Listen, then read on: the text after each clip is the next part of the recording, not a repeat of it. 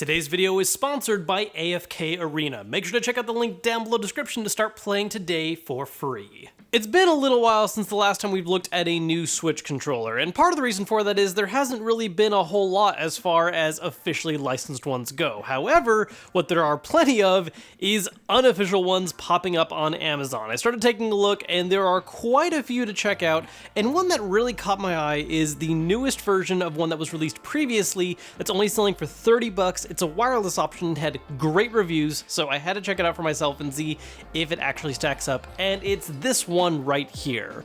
I would call it by its name, but honestly, I'm not sure what it actually is. Like many Amazon special cheap controllers that you can find for different companies, it is listed under multiple different people that make it. I'm going to make sure I list the specific one I bought from. When it comes to situations like this where you see so many different of the exact same image but from different makers, it can be because they are all using the same molds but not necessarily the same insides. It could all be the exact same controller just going through different distributors. I'll link the one that I picked up specifically that's got some great reviews, and to be honest, this surprised me a little bit. First off, just to put things in perspective, this is a wireless controller for the Switch that is only 30 bucks. So that is half the price of a Nintendo Switch Pro controller, less than half if you're going by MSRP, and a little over half the price of some of the really nice alternative options you can get, like Power A's wireless controller or the SN30 Pro Plus. Now, obviously, the reason why you'd be interested in grabbing something like this isn't necessarily because it is going to be the best option or have something that a lot of those other controllers don't. The main reason you'd be interested in something like this is because you are paying so much less money for something that hopefully gets the job done. And honestly, with a few specific areas I want to talk about aside, it's mostly a pretty solid controller. Let's start by talking about the grip design. So it uses a very oval style front face design with controller handles coming out the side. As a result, it's a more oblong shape that's maybe a little more akin to a PS4 controller than say an Xbox One or even Switch Pro controller, which are a little more kind of circular in overall shape. The main difference here is that because everything is kind of squished down vertically and it's more just kind of sideways, the way the grip ends up feeling is very much like a DualShock 4, with the very important difference though of the fact that it is using offset sticks, which for this oblong design, I'm honestly not as big of a fan of. It's not a problem for the sticks themselves, it's more a problem for the D-pad, which is now in this lower position, and I just don't think that's as comfortable, because the way these grips are shaped, it very heavily favors a position for your thumbs to rest on the things up top, which is nice for a game where you only have to worry about using the left stick, but in a situation where you want to use the D-pad or anything like that, it just feels a little more out of place. Whereas if you had sticks that are the same height here, the sticks actually work out a little better because of their propped up height. Because the D-pad is flush with the main body, it's just a little more uncomfortable to reach for. Before moving on, I'd like to take a second to thank AFK Arena for sponsoring today's video. Now, if you haven't played it before, AFK Arena is a free-to-play mobile game that you can grab on iOS or Android that is a ton of fun. It's an easy enough game to pick up and learn, but it's got some depth to it as well, and one of the things I really love about it is character collecting. I love the character designs that are in this game. There's a very large variety of them hailing from 6 different factions, and they're not just cool looking designs. Every character has their own lore and backstory that ties into the game's greater story, and you can play this on your own or even do PvP alongside or against friends. And if you're wondering where the name AFK comes from, well, if you're ever getting stuck, you need to make a little more progress, whenever you step away from the game and leave it be for a while, you're going to amass more and more resources that are going to help give you that extra little edge and give you that advantage right when you come back to play again. Like I mentioned earlier, they're currently doing their 1-year anniversary, and one of the really awesome tie-ins as part of that is they have a guest character from the Samurai Showdown series. The character you can grab is Ukyo, who comes all the way from the original Samurai Showdown, and in fact was actually the original rival to the main character Homaru, and is based on legendary swordsman Sasaki Kojiro. And if you want to try him out, I've got good news for you, because right now all new players get to use him as part of a 7-day free trial. Topping all that off, one more way they're celebrating their 1-year anniversary is if you play the game this weekend, starting on April 17th through April 19th, you'll get 50 hero summon scrolls for free. So make sure to check out that link down below in the description to start playing today. As far as the actual comfort goes of the grip design, like I said, the D-pad's a little awkward to reach for, but just for your hands in general, It's actually a pretty comfortable grip. Not the best one out there, absolutely. I'd still lean a little more in favor of the Switch Pro controller design, but as far as a lot of the cheaper controllers I've tried goes, this is a pretty solid one comfort-wise. Part of this is added by the fact that not just the contouring and shaping of the grips, but you'll see that they actually are made out of a different plastic that is softer to the touch. It adds a little grippiness to it. It's going to help if your hands are sweating a lot, but the biggest thing honestly is just because it is that softer material, it feels just a little better on your hands, especially compared to the much harder plastic that the main body's built out of. Next off, let's talk about button quality. Now, of course, when you're looking at cheaper controllers like this, you're not necessarily going to be getting the utmost best out there, but honestly, in a lot of areas, this one is pretty good.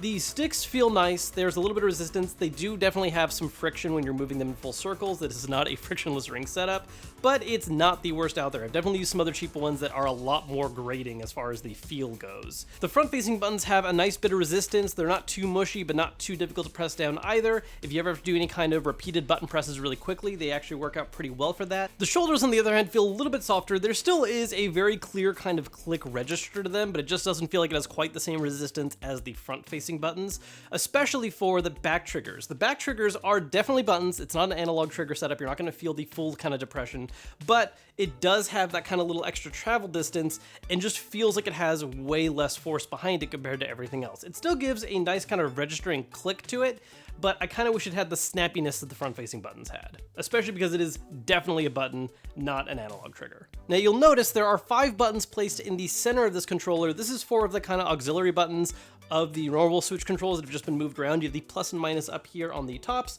The home button is this big one in the center. You have a capture button right here, which says O for some reason, and then a T for turbo button, because let's face it, you can't have a third-party controller without some kind of cool turbo mode. Really, most of these buttons so far have been pretty solid. The only thing that, once again, I have a really big problem with is this D-pad. It's honestly the biggest problem on this controller. Not just the positioning of it, but the feeling of the D-pad itself. It's just a very mushy design that's not great.